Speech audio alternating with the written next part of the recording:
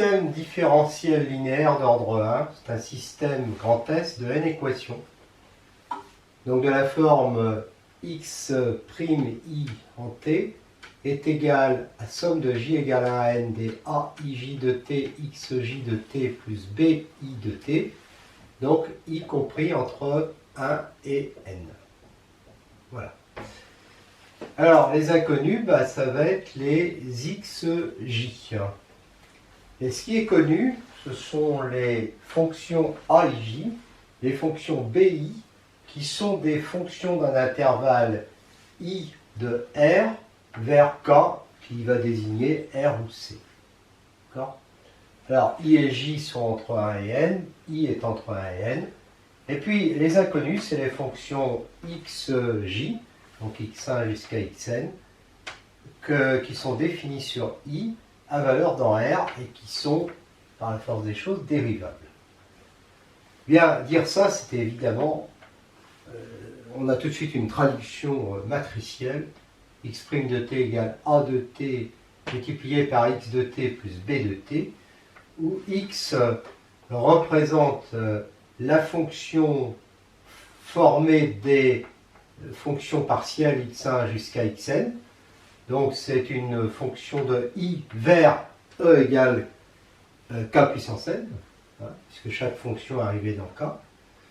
La matrice A de t, elle aura pour coefficient les a, i, j de t. Donc pour t appartenant à i, a de t appartient à mn de k. Et b de t, lui, qui a comme coordonnées les bk de t, il appartient à k puissance n, c'est-à-dire à e, quel que soit t appartenant à i. Voilà. Alors évidemment, dire que x est dérivable, c'est équivaut à dire que chaque xk est dérivable. Si e est égal à k puissance n rapporté à la base canonique b0, on peut appeler a de t l'unique endomorphisme associé à la matrice a de t dans b0.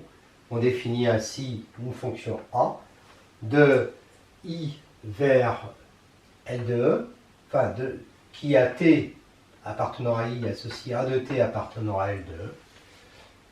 Y de t, ça va être le vecteur de coordonnées x de t dans B0.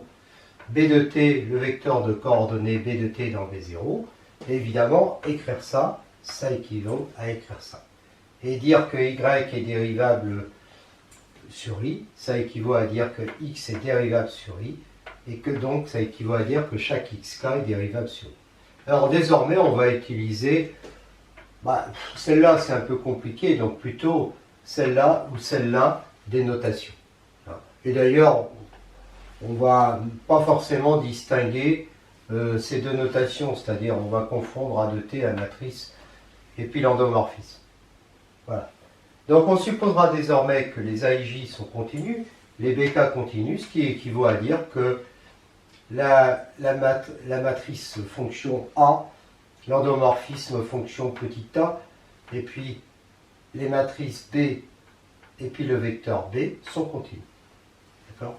Alors ça, c'est les équations différentielles dites complètes avec le second membre. Et si j'enlève B de t de chaque côté, j'obtiens les équations différentielles homogènes associées, qu'on appelle aussi équations sans second membre. Alors en pratique, on verra qu'on va d'abord résoudre les équations sans second membre, puis ensuite trouver une solution particulière à l'équation complète, et que grâce à cette solution particulière, on obtiendra toutes les solutions à l'équation complète.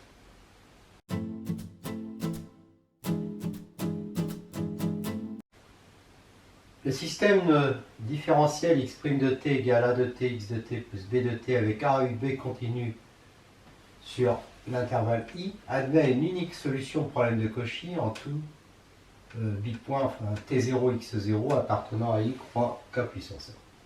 Démonstration. Si on considère l'application phi habituelle, qui a tx appartenant à i croix k puissance n associe a de t fois x ou a de t en x plus b de t appartenant à e égale k puissance n. Alors e c'est un espace vectoriel normé. Si je prends xy appartient à e, je vais avoir phi de tx moins phi de ty en norme qui sera égal à ça. Et donc à ça, est donc inférieur ou égal à ça avec la norme habituelle.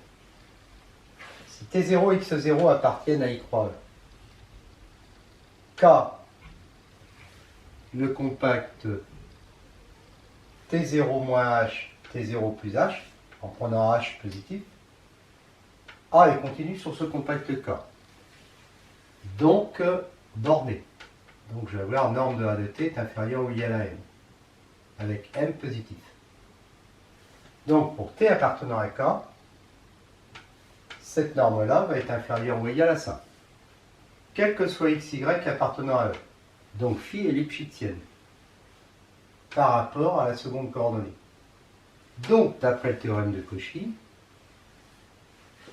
on va trouver un intervalle qui entoure T0 et une solution de l'équation différentielle définie sur cet intervalle et vérifiant xt0 égale x0.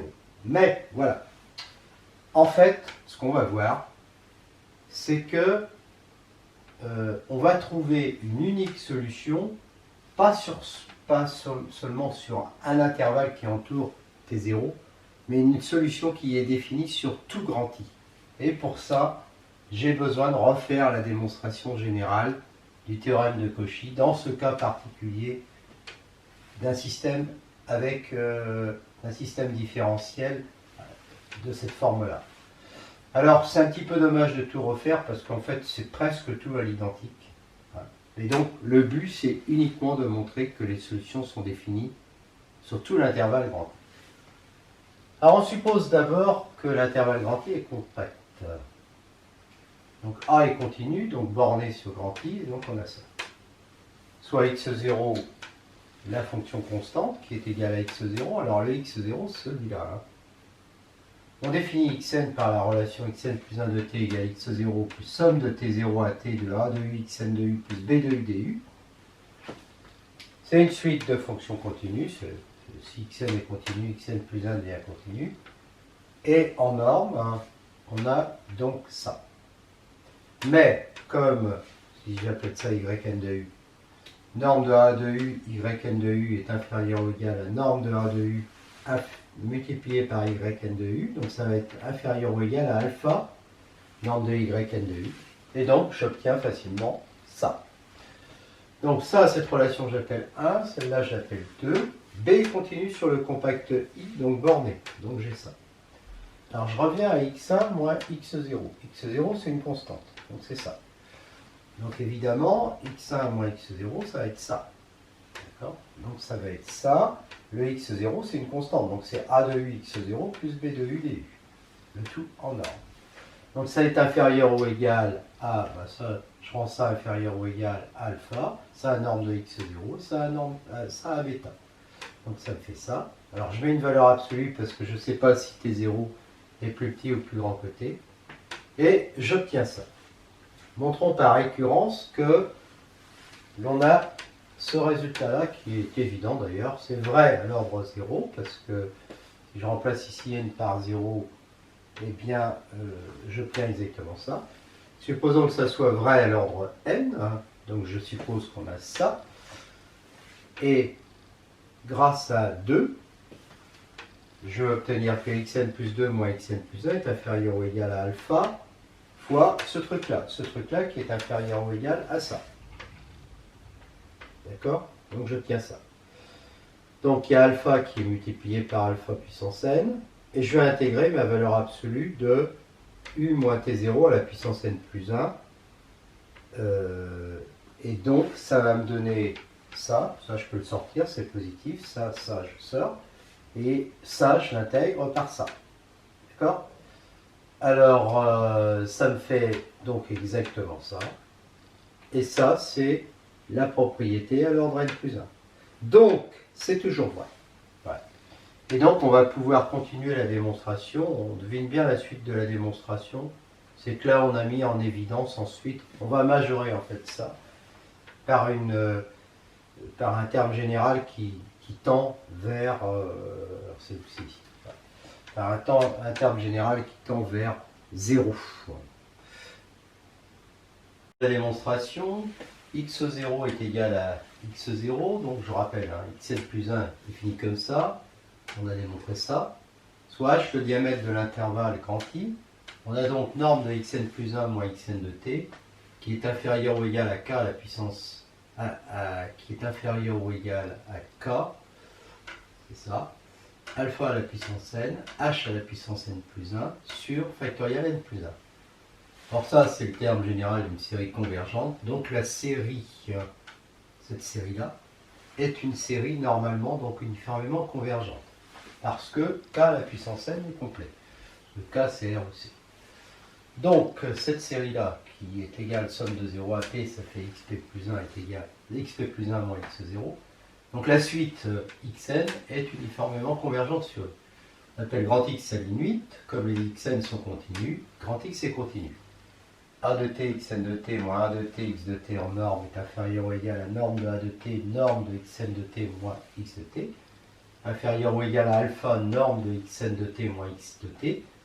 Et si je choisis, si pour epsilon positif, il existe n, tel que n supérieur ou égal à n implique ça, puisque xn converge uniformément vers x, et à ce moment-là, je vais avoir ça. Ce qui prouve que a de t, xn de t convergent uniformément vers a de t, x de t. Donc, quand on intègre convergence uniforme de fonctions continues, on va obtenir que ça converge vers ça. Voilà, quel que soit t. Donc pour t fixé quand n tend vers plus l'infini, eh bien ça nous donne exactement que x de t est égal à x0 plus somme de t0 à t de a de u x de u plus b de u du. Pourquoi? Parce que en fait je prends ça. Donc ça tend vers x, et ça j'ai démontré que ça tend vers a x plus b. Évidemment il y a x0 vu tout seul. Et donc ça dit quoi? Ça dit deux choses, que x était dérivable, puisque là j'ai une intégrale, donc c'est dérivable par rapport à t, et que x' de t est égal à a de t, x de t, plus b de t, quel que soit t appartenant à i. Donc que x est une solution sur tout l'intervalle i. Et c'est ça qui m'intéresse. Quand i est un intervalle compact. Si je prends deux solutions maintenant, qui vérifient les mêmes conditions initiales, donc je vais avoir une relation comme ça, et la même avec y, et donc par soustraction j'aurai ça. Comme z, x moins y, et continue donc borné sur i, qui est compact. Norme de z de t est inférieure ou égale à n, quel que soit t appartenant à i. On monte par récurrence sur n. En fait, on a déjà fait ça quand on a démontré le théorème de Cauchy-Lipschitz dans un cadre général. On démontre ça par récurrence, c'est vrai à l'ordre n, égale 0, je veux dire. On suppose que c'est vrai à l'ordre n. Et puis, du coup, on va intégrer z de t est égal à somme de a de u, z de u, du. Donc ça nous fait norme de z de t est inférieure ou égale à la valeur absolue de somme de t0 à t, de ça je le majeure par alpha, norme de z de u, du. Et comme lui, j'ai supposé que c'était inférieur ou égal à ça, j'obtiens ça, que j'intègre ici par t moins t0 en module à la puissance en valeur absolue à la puissance n plus 1 sur n plus 1. Et donc j'obtiens ça, et donc c'est vrai à l'ordre n plus 1, donc c'est toujours vrai. Donc j'ai toujours ça. Et quand je prends toujours h, le rayon de mon intervalle, ça fait ça, qui tend vers 0. Donc z de t est égal à 0, quel que soit t appartenant à i, donc x égale y, et j'ai l'unicité. Alors maintenant, qu'est-ce qui se passe si i n'est pas compact? Quel que soit t1 appartenant à i, il existe un intervalle compact que je vais appeler J_T1, incluant i, tel que T0, T1 appartiennent à J. Ça, c'est la convexité qui fait ça. Ce sont des intervalles. Donc, je prends ce J_T1, alors évidemment, il y en a plusieurs de possibles. Il existe une solution xt, telle que l'on est à ça. Une solution qui est définie pour t appartenant à J_T1. Si J' de T1 est un autre compact avec une solution Y de T, alors unicité de la solution sur JT1 inter J'T1 fait que, x de t va être égal à y de t sur cette intersection. quel que soit t appartenant à l'intersection x de t1. Alors, comme t1, lui, il appartient à cette intersection, je peux notamment dire que xt1 va être égal à yt1. Donc, ça va me permettre de définir une application grand X de I vers Kn qui à T1 justement fait correspondre xt1 vérifiant x' de T1. Alors elle va vérifier x' de T1 est égal à AT1 xt1 plus bt1 quel que soit T1 appartenant à I et x de T0 égale x0. Donc en fait l'unicité de la restriction à J de T1 quel que soit T1 appartenant à I fait qu'il y a unité de la solution sur I. Donc la conclusion de tout ça, c'est que pour T0, x0 donné, donc T0 appartenant à I, eh bien il existe une unique solution x de l'équation différentielle, et cette solution elle est définie sur tout I, et elle vérifie x T0 est égal à x0.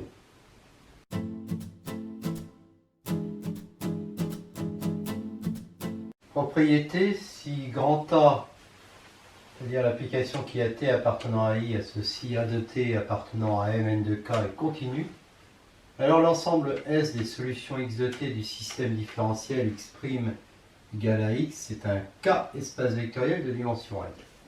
Démonstration, l'application nulle qui a T appartenant à I fait correspondre le vecteur nul de Kn est une solution évidente, puisque 0 égale A fois 0, quel que soit T appartenant à I. Donc S c'est différent du vide. Et si x, y sont deux solutions et lambda appartenant à K, on a de façon évidente ça, qui implique que lambda x plus y appartient à S. Donc c'est un espace vectoriel. Alors maintenant, pour la dimension, eh bien, on considère l'application psi, alors pour T0 fixé, qui a une solution donc de grand S associe x de T0 appartenant à Kn.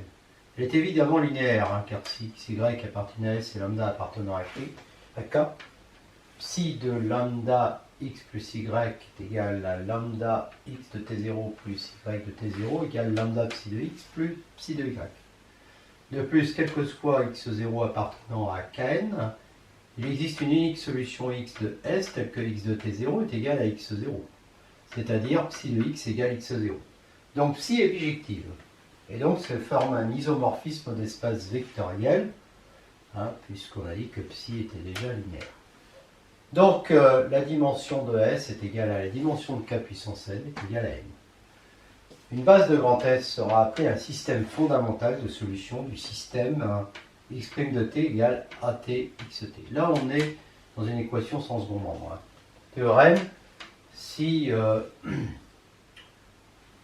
on a x1 jusqu'à xn des solutions de 1, alors B, la famille des xk, est une base de S si et seulement s'il existe T0 appartenant à I, tel que la famille des n vecteurs xk de T0 est une base de Kn. Alors, quel que soit T appartenant à I, la famille des n vecteurs xk de T est une base de Kn. Démonstration, T0 appartenant à I, on sait que psi est un isomorphisme, donc B égale xk, si B égale xk est une base de S, alors psi de xk est une base de Kn. Donc, xk de T0 est une base de Kn. Réciproquement, s'il existe T0 appartenant à I tel que xk de T0 est une base de Kn, alors psi moins 1 de xk de T0 est une base de S, et donc xk est une base de S, et c'est terminé. Remarque, comme psi est un isomorphisme, si on se donne P solution de S, P inférieur ou égal à N, eh bien, le rang de la famille x1 jusqu'à xp est égal au rang de la famille psi de x1 jusqu'à psi de xp, c'est-à-dire x1 de t0 jusqu'à xp de t0. Équation complète, donc c'est cette équation-là, avec A qui est continu, B qui est continu, soit x0 une solution de cette équation complète. Alors, x de I vers Kn dérivable, x est solution de 1, si et seulement si x moins x0 est solution de 2. c'est-à-dire de l'équation sans second membre. Démonstration. x0 est solution de l'équation complète, donc vous vérifiez ça. Dire que x est solution d'équation complète, ça équivaut à dire ça. Je peux remplacer b de t par x'0 de t moins a de t x0 de t. Donc ça fait ça. Et je fais passer de l'autre côté, ça équivaut à dire que x moins x0' de t est égal à a de t x moins x0 de t. C'est-à-dire que x moins x0 est solution de l'équation sans second membre.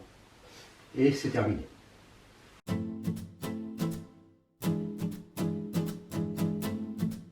Nous voyons maintenant les méthodes de variation de la constante pour construire une solution particulière de l'équation complète x' de t égale a de t xd pour plus b de t, où a et b sont des fonctions continues.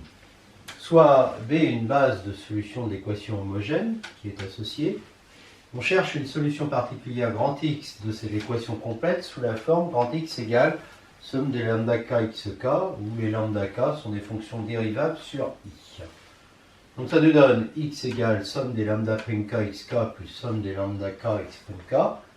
Et quand on remplace ici, ça nous fait ça, et on veut que ça soit égal à 100. D'accord? Mais quel que soit k, comme les xk sont des solutions de l'équation homogène, on a ça. Et donc, quand on remplace ici, ça nous donne tout de suite que cette équation-là, complète, est équivalente à celle-là. Donc si je note maintenant xk, les fonctions coordonnées de grand xk, donc ce sont des fonctions de i vers k, et bi, les coordonnées de b, eh bien ça, c'est exactement équivalent à ça. D'accord? Et en fait, ça équivaut donc à dire que Wt, la matrice Wt, alors, qui va être égale à celle des xk de t, eh bien, c'est-à-dire c'est une matrice de Mn de k, multipliée par les lambda prime k, voilà, va être égale à la matrice ici, à la colonne B. Voilà. Bon, ça c'est facile à voir, hein. C'est la traduction directe de ça, c'est exactement ça. Alors les colonnes de la matrice Wt sont les coordonnées des xk de t. Et on sait que les xk forment une base de k puissance n, les xk de t. Donc en fait, Wt est toujours inversible, quel que soit t appartenant à n. De plus, les xk sont continues dérivables, donc W est aussi dérivable. On note U de t, la colonne formée des lambda k. Voilà. Alors elle est continue dérivable parce que les lambda k sont continues dérivables. Et on voit que 1 est équivalent à dire que U' de t, c'est-à-dire que là je multiplie par W moins 1, donc Wt moins 1, B de t. Bon. Alors, je remarque que, quel que soit t, W de t appartient à Gln de k, et je sais que l'application phi qui a une matrice de Gln de k associe sa matrice inverse est continue. Alors ça fait partie de résultats qu'on a vus en topologie. Alors, je n'ai pas encore fait le chapitre, je l'ai peut-être déjà démontré, mais je m'en souviens plus. Donc, ça c'est continu. Et quel que soit t appartenant à i, W-1, c'est comme c'est l'inverse de W, c'est phi rond de W. Alors, Wt, on sait que c'est continu, phi c'est continu, donc ça c'est continu. Voilà. Et donc on a U' de t qui est égal à Wt-1 fois B de t qui est continu. Et par intégration, on a facilement pour t0 appartenant à i, U de t est égal à U de t0, plus somme de t0 à t de U' de U de U. C'est-à-dire U de t égale U de t0 plus somme de t0 à t de W de U moins 1 fois B de U du. Voilà. Et donc comme ça, on trouve les lambda. Et donc après, on trouve la solution particulière. Conséquence, l'équation complète x' de t égale a de t x de t plus b de t. Avec a et b continu sur i, il y a toujours des solutions. L'ensemble des solutions est un espace affine de dimension n et de direction. L'ensemble des solutions de l'équation homogène x' de t égale a de t x de t. Alors, si x0 est une solution de 1 et que b est une base de solution de 2, alors les solutions de 1 vont être de la forme x égale x0 plus somme des lambda k xk. Bon, pourquoi tout ça?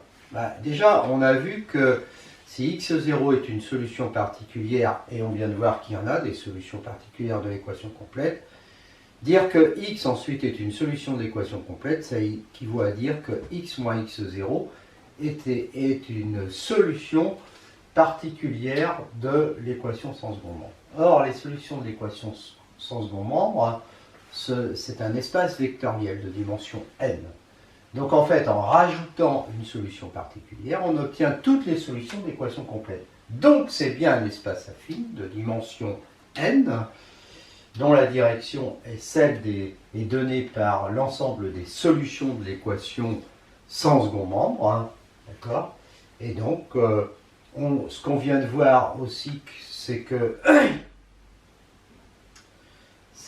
oui, alors, puisque les xk forment une base de l'espace vectoriel des solutions de l'équation sans second membre, donc on prend une solution particulière. Toutes les solutions de l'équation sans second membre sont de la forme somme des lambda k xk où lambda k appartient à k, et on obtient ainsi la forme générale de toutes les solutions de l'équation complète. On voit très bien que c'est un espace affine.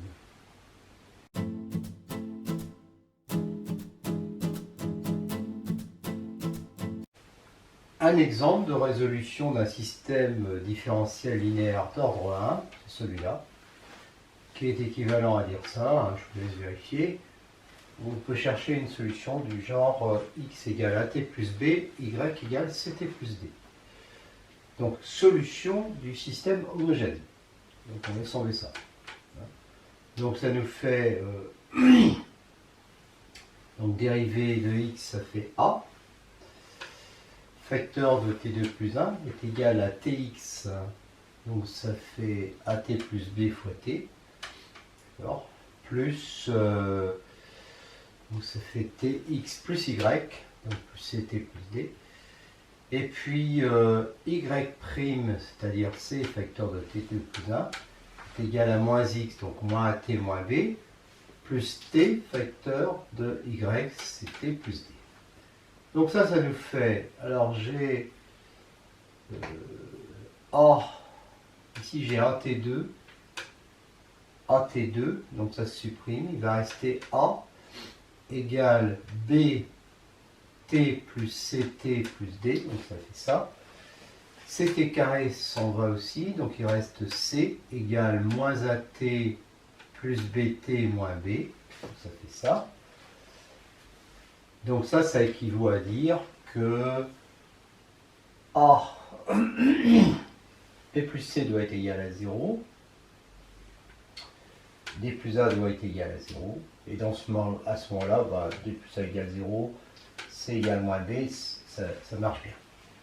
Donc il suffit de prendre donc par exemple a égale 0, b égale 1, et à ce moment-là, a égale 0, ça fait d égale 0, et ça fera b égale moins 1. Et donc on obtient ça comme première solution.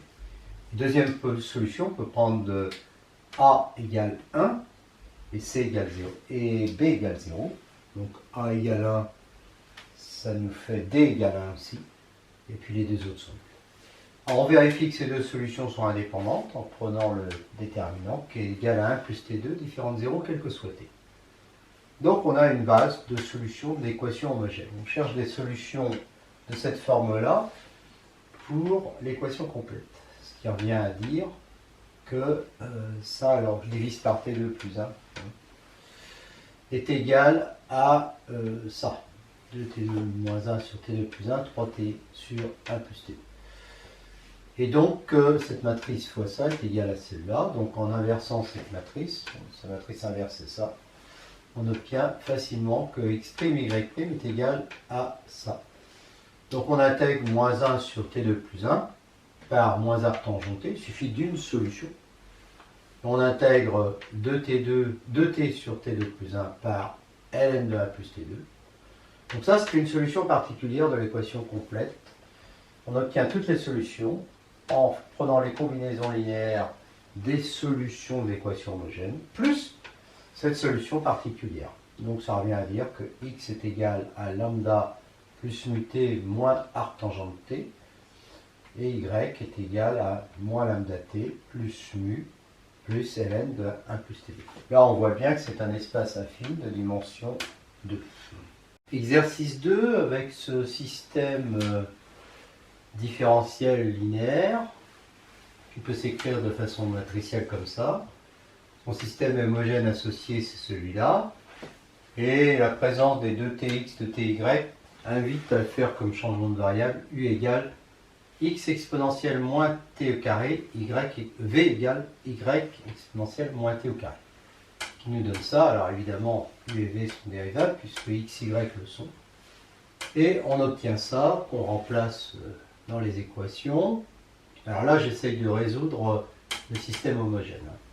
Donc quand je remplace dans cette équation, voilà, j'obtiens ça.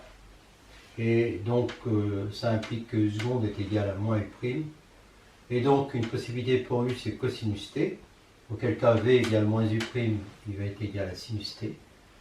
Et une autre possibilité, c'est moins sinus t. Auquel cas v est égal à moins u', fait cosinus t. Alors quand on revient à xy, xy dans le premier cas va donc être égal à ça fois exponentielle t carré. Dans le deuxième cas, ça fois exponentielle t carré. Et donc ce sont deux solutions indépendantes. Pourquoi? Parce que quand on prend le déterminant, on peut se débarrasser des exponentielles t2 qui s'annulent jamais. Déterminant de cosinus t, sinus t, enfin moins sinus t, cosinus t, ça fait 1. Et donc on a deux solutions indépendantes et on cherche une solution particulière de 1 de cette forme-là où lambda et mu sont des fonctions de t. Donc en dérivant par rapport à t, en remplaçant là-dedans, et en utilisant le fait qu'on a là une solution d'équation homogène, et là une autre solution d'équation homogène, eh bien 1 est équivalent à dire ça. Et du point de vue matriciel, ça revient à dire ça. Et comme on peut inverser facilement cette matrice, ça revient à dire que lambda prime u prime est égal à ça, c'est-à-dire ça. Donc que lambda prime est égal à ça et que mu prime faut 0. Donc ça donne lambda égale moins exponentielle moins t2 sur 2 et mu égale 0, qui conviennent. Enfin, il suffit que j'en ai deux, je ne les prends pas toutes. Donc xy va être égal à ça fois exponentielle t carré cosinus t sinus t. Et donc ça nous fait moins 1,5 de cosinus t sinus t. Voilà une solution particulière, puisque sinon mu vaut 0. Donc la solution générale, c'est la combinaison linéaire des deux solutions de l'équation homogène, plus la solution particulière qu'on vient de trouver à l'équation complète. Et donc, on obtient ça. On voit évidemment ici que c'est un espace affine de dimension 2.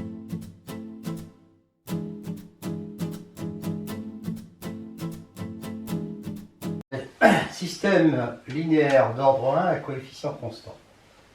Donc x' de t égale a x de t plus b de t, où a est une matrice d'ordre n, et b de t un vecteur colonne donc de k puissance n. T appartenant à i intervalle de r. Donc c'est un cas particulier de ce qu'on a vu précédent. Donc quel que soit t0 appartenant à i et x0 appartenant à k puissance n, il existe une unique solution au problème de Cauchy qui vérifie x de t0 égale x0. Dans le cas où k est égal à c ou r, l'ensemble des solutions de l'équation homogène est un k espace de dimension n, et l'ensemble des solutions de l'équation complète un espace affine de dimension n. Alors, une méthode de résolution possible, c'est de trigonaliser la matrice A. Ce qui est possible si k égale c, mais pas forcément si k égale r. Si k égale r, on va immerger r dans c, on cherchera des solutions complexes, puis à partir des solutions complexes, on conservera les solutions réelles puisqu'il en existe. Donc si k égale c, on considère la base canonique B0 de Cn, on triangularise A dans une autre base, donc on a cette formule-là avec une matrice de passage P de B0 à P, si on pose y égale p moins 1x, x égale py, x' est égal, puis x' est égal à py', hein, parce que x est dérivable, donc y va être dérivable. Et l'équation 2, donc l'équation sans second membre, hein, x' est égal à rx, est équivalente à py', est égal, alors le a, ben, a t p moins 1, x py. Et donc ça nous donne ça, y' égale t. Alors ça, avec t est égal à ça, c'est facile de trouver les solutions y, parce que on commence par la dernière, hein, si j'appelle yn le dernier coefficient du vecteur y, ben, j'obtiens ça. Pour ça, c'est très facile à intégrer, on obtient yn. Ensuite, on passe à celle qui est avant. Y' n-1 est égal à tn-1 n-1 yn-1 plus tn-1 n yn. Comme on connaît déjà yn, celle-là permet de calculer yn-1 et de proche en proche, on les a toutes. Et donc, on finit par trouver toutes les solutions y. Et donc, en multipliant par p, toutes les solutions x. Voilà. Et pour avoir une... Ensuite, on cherche une solution particulière de 1 et on en déduit toutes les solutions de 1. Alors, si k est égal à r, ben, on plonge r dans C, on triangularise, donc on va avoir... On va trouver des solutions, des bases de solutions de l'équation homogène. Et si j'appelle x0 une solution de l'équation complète 1 dans C. Alors, x' k est égal à axk, alors là je parle de l'équation homogène. Xk dérivable, bah, ça implique que la partie réelle est dérivable, la partie imaginaire aussi, ça on a vu ça en analyse. Et x' k est égal, j'appelle uk la partie réelle et vk la partie imaginaire. Donc j'ai ça. Alors en fait, j'ai x' k est égal à u'k plus i'k. Donc j'ai u'k qui va être la partie réelle. Ah oui, alors quand je remplace ça là, ça me fait u'k plus i'k qui est égal à a facteur de uk plus i'k. Et de ça, j'obtiens facilement, en prenant les parties réelles et imaginaires, j'obtiens ça. D'accord? Voilà. Donc, je vois que les UK et les VK sont des solutions de l'équation de sens bon membre. D'accord? Alors, si je prends une solution de l'équation sans second membre, comme les xk forment une base de l'ensemble des solutions de cette équation, x peut s'écrire comme ça, avec les lambda k qui sont des nombres complexes, donc de la forme ak plus ibk, et les xk qui sont des uk plus ivk. Quand on développe ça, on a des sommes avec des combinaisons linéaires de uk et de vk. D'accord? Donc ça veut dire que si on rassemble les uk et les vk, eh bien, ils vont former une partie génératrice de l'ensemble des solutions complexes, que j'appelle S'. De cette partie génératrice de S', on va extraire une famille de n vecteurs qui en forment une base, puisqu'on sait qu'une base de S' est d'ordre n. Donc on va extraire n vecteurs qui forment une base. Appelons-les y1 jusqu'à yn. Donc c'est une base de S'. D'accord? Alors, c'est une base de S', mais il faut bien voir, c'est une base construite à partir des UKVK. D'accord? Des UKVK. Donc, dans l'expression de UKVK, en fait, on n'a pas de nombre complexe, ce sont les parties réelles. D'accord? Donc, les coordonnées de UK de t et de VK dt, hein, les coordonnées, elles s'expriment dans R, en fait. Et donc, si on a somme des lambda k yk qui est égal à 0, avec les lambda k appartenant à R, ouais, comme c'est une combinaison linéaire nulle, tous les lambda k sont nuls. Donc je vois que les y1 jusqu'à yn forment une base de l'ensemble des solutions de R. Tout ça pour dire que une fois qu'on a pris une base de solutions complexes, on considère les parties réelles, les parties imaginaires. Donc ça nous fait 2n vecteurs. De ces 2n vecteurs, on sort n vecteurs, hein, qui vont former une base des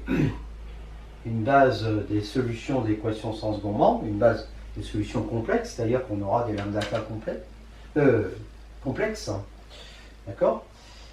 Mais cette base va être en fait une base de l'ensemble des solutions dans R. Alors évidemment, les solutions dans R, ça sera des sommes de lambda k, YK, mais cette fois-ci avec des lambda k qui appartiennent à R.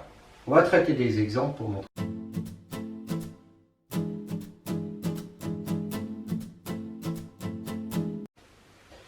Un autre exemple avec ce système différentiel, traduction matricielle, polynôme caractéristique, ses racines complexes, le sous-espace propre associé à la valeur propre ρ1, donc engendré par ce vecteur, à la valeur propre j, bon c'est facile tout ça, engendré par ce vecteur, à la valeur propre j2, engendré par ce vecteur. Matrice de passage de la base canonique à la base U1, U2, U3. Dans la base U1, U2, U3, matrice diagonale, les formules de changement. Dire que x' de t est égal à a de xt, ça équivaut à dire que py' de t est égal à p dp-1 pyt. Ce qui équivaut à dire que y' de t est égal à dyt. Et donc, on a à résoudre ce système-là, qui nous donne facilement ça. Et x est donc égal à ça. Alors py, bon, on multiplie ça par ça, et puis c'est évident. Bon, alors x1, il n'y a pas de problème, parce que tout est réel là-dedans. Là, par contre, on va séparer partie imaginaire, partie réelle. Donc, exponentielle jt, c'est exponentielle, alors j, c'est moins 1,5 plus i racine de 3 sur 2. Donc, ça fait ça. Donc, si je prends son module, c'est exponentielle moitié sur 2. Si je prends, et pour J2, alors lui, J2, oui, le module de J exponentielle JT, ça va faire ça. Le module d'exponentielle JT, ça va faire ça aussi. Et le module de J2 exponentielle JD, il fait ça aussi. L'argument d'exponentielle JT, alors l'argument déjà d'exponentielle JT, il est là. Racine de 3 sur 2 de t. L'argument de J exponentielle JT, il faut rajouter l'argument de J. Donc 2 pi sur 3 plus. Et l'argument de J2 exponentielle JT, il faut ajouter celui de J2, c'est-à-dire moins 2 pi sur 3. Donc, ensuite, pour prendre les parties réelles de x de u, il va falloir prendre... alors, il y a le module qui était égal à exponentielle moitié sur 2. Et ensuite, il faut prendre le cosinus de l'argument. Donc, il faut prendre le cosinus de ça. Et puis le cosinus de ça. Et donc, ça nous fait... Voilà. Et pour la partie imaginaire, c'est la même chose, sauf qu'on prend les sinus. Voilà. Alors maintenant, il faut vérifier que x1, x2, x3, c'est ça que je vais appeler x1 et c'est ça que je vais appeler x2, x3, il faut que je montre qu'ils sont libres. Alors ça, je sais qu'il suffit de prendre une valeur de t. Bon, je vais prendre t égale 0. Et donc j'ai ça. Et le déterminant va donc être égal à 3 racines de 3 sur 2. Différentes 0. Donc x1, x2, x3 forment une base de solution réelle. Donc les solutions de cette équation différentielle qui est homogène, c'est lambda 1 x1 de t plus lambda 2 x2 de t plus lambda 3 x3 de t, où lambda 1, lambda 2, lambda 3 appartiennent à R, parce que là je donne des résultats dans R, avec x1 de t qui est, je ne sais plus trop où, alors là, x2 de t qui est là, tout ça c'est réel, x3 de t qui est là, et j'ai toutes les solutions.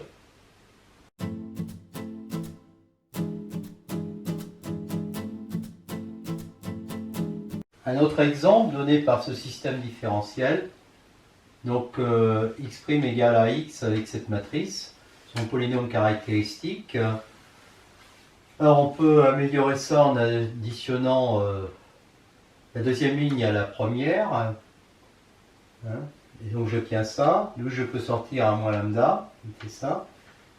Et puis ensuite, il y a une manipulation du même genre. Hein. Mais sauf que je m'en souviens plus. Donc je touche pas. Si, je touche à ça, j'additionne ici. D'accord. J'additionne. Non, j'additionne pas. Il faut que je me déplace. Ah oui, je fais 1, moins 1, 1, moins 1, 0, moins 0, et ça, moins ça. Et j'obtiens ça.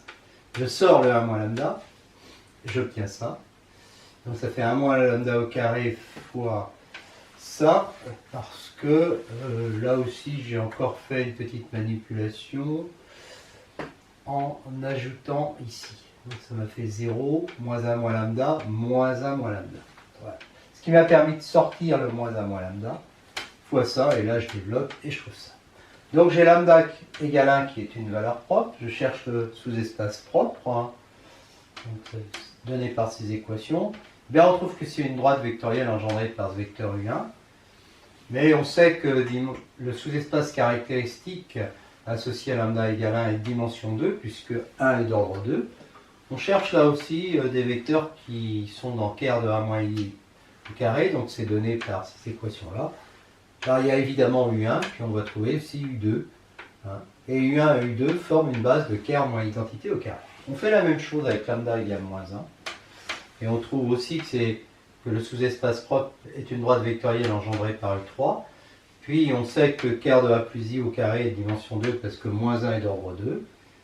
On cherche A plus I au carré, les équations qui donnent son noyau, et on trouve U3 et le vecteur U4. Et U3 et U4 forment une base de ker de A plus I au carré. Et donc en fait, comme ces deux sous-espaces caractéristiques sont supplémentaires, eh bien U1 et U2 qui forment une base de ker de A moins I au carré, U3 et U4 une base de ker de A plus I au carré, quand on les rassemble, on obtient une base de R4.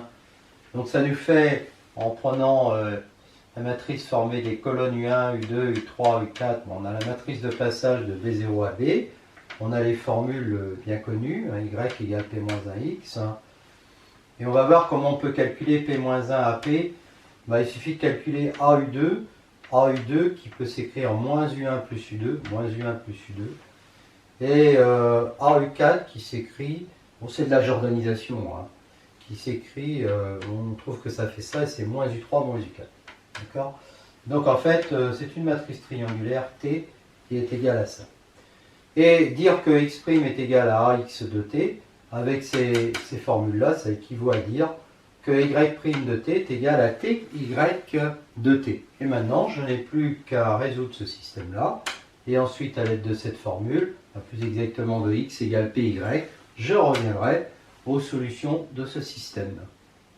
Alors, il nous faut maintenant résoudre l'équation y' égale ty, qui est équivalente à résoudre ça. Et donc, on trouve ces quatre équations-là. Y2 égale Y2 donne comme solution générale Y2 égale A exponentielle T. Y'4 égale Y4 va nous donner Y4 égale B exponentielle moins T.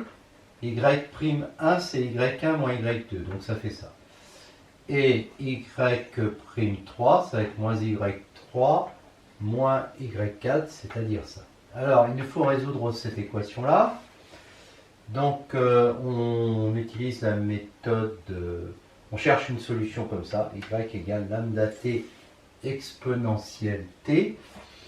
Donc, pour y1, une solution particulière de ça. Et donc, en dérivant, on va trouver facilement lambda prime exponentielle t, qui est égal à moins a exponentielle t, qui me donne lambda égale moins at.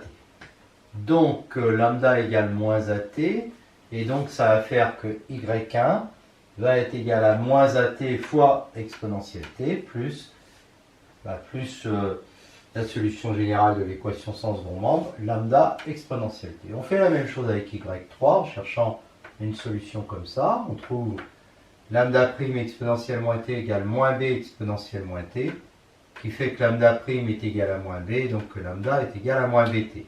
Donc y3 est égal à ça fois exponentielle moins t, plus mu exponentielle moins t. Voilà, donc la conclusion, bah, c'est que x doit être égal à py, donc p c'était ça, fois y ça fait ça, et donc on obtient bah, x1 est égal à ça, x2 est égal à ça, x3 égale ça, et x4 égale ça, et on a ainsi toutes les solutions, la forme générale des solutions du système différentiel qu'on s'était donné au départ.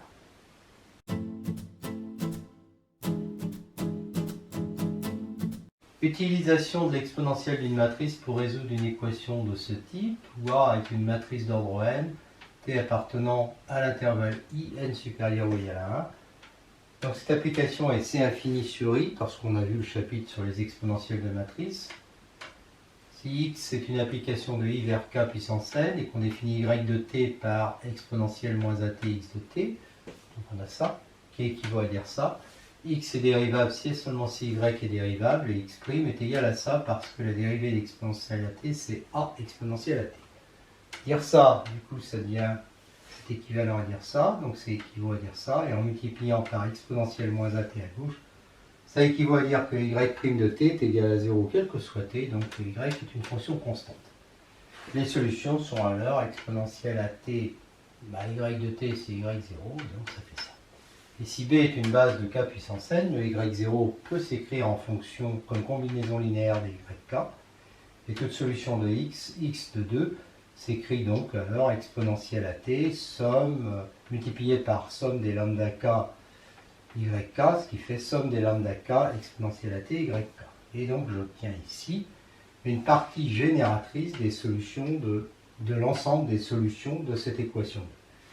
Si j'écris une combinaison linéaire nulle de ces fonctions-là, donc lambda k appartenant à k, en multipliant par exponentielle moins at, j'obtiens ça, et comme les yk forment une base de k puissance n, tous les lambda k sont nuls, donc les exponentielles at yk sont libres et donc forment une base de solution de l'équation. Alors pour résoudre l'équation complète, x' de t égale a x de t plus b de t, on cherche une solution sous la forme x de t égale yt exponentielle à t. Donc on dérive ça, donc ça fait ça, d'accord, et qui est égal à ça, ax donc ça, plus b de t, et ça équivaut à dire y' de t est égal à ça. Donc en intégrant, on va trouver un y de t qui convient. Ça sera une solution particulière de l'équation complète. Et en rajoutant toutes les solutions qu'on a trouvées avant, c'est-à-dire toutes les sommes de lambda k exponentielle à t yk, on obtiendra une solution, la solution générale de l'équation complète x' égale ax plus b. Propriété, considère toujours l'équation différentielle x' de t égale ax de t, où a est une matrice d'ordre n, donc à coefficient fixe.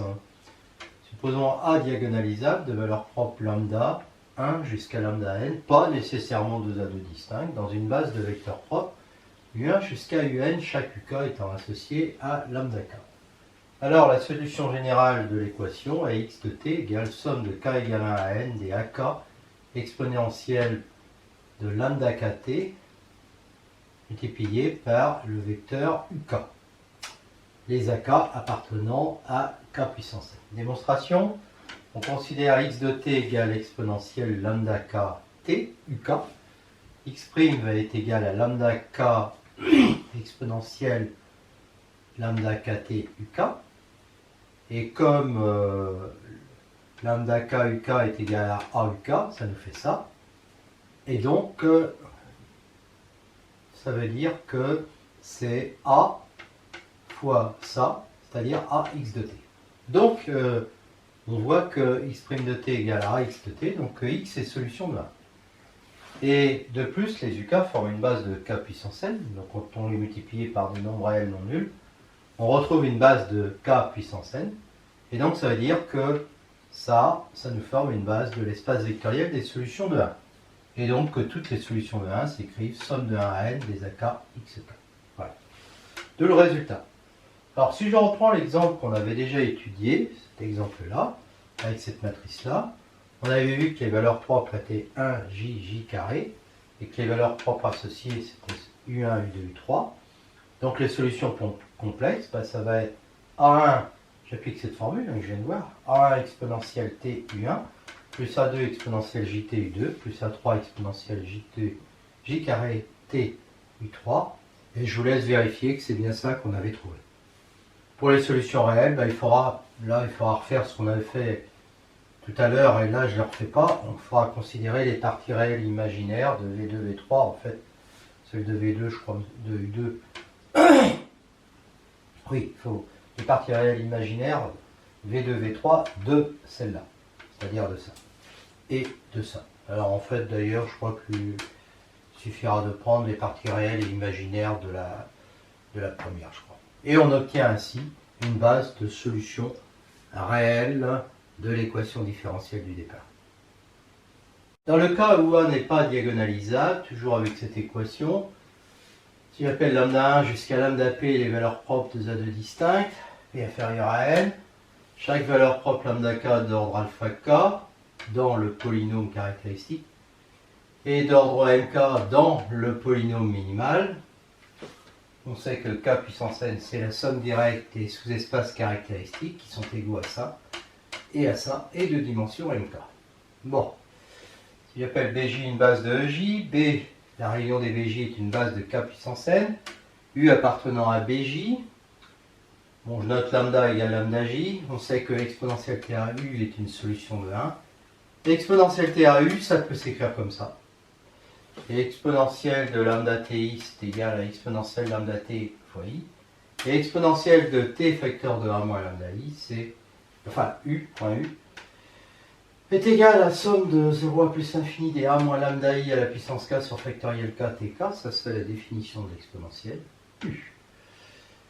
D'accord? Je mets un petit peu d'ordre, mais pour k supérieur à égal à mj, les a moins lambda i à la puissance k u sont égaux à 0 parce que u appartient au noyau de a moins lambda i à la puissance mj. Donc, exponentielle t à u est égal à ça, quoi ça. Et ça, c'est un polynôme que j'appelle pu de t, de degré mj-1 à coefficient dans les ej, parce que ça appartient à ej.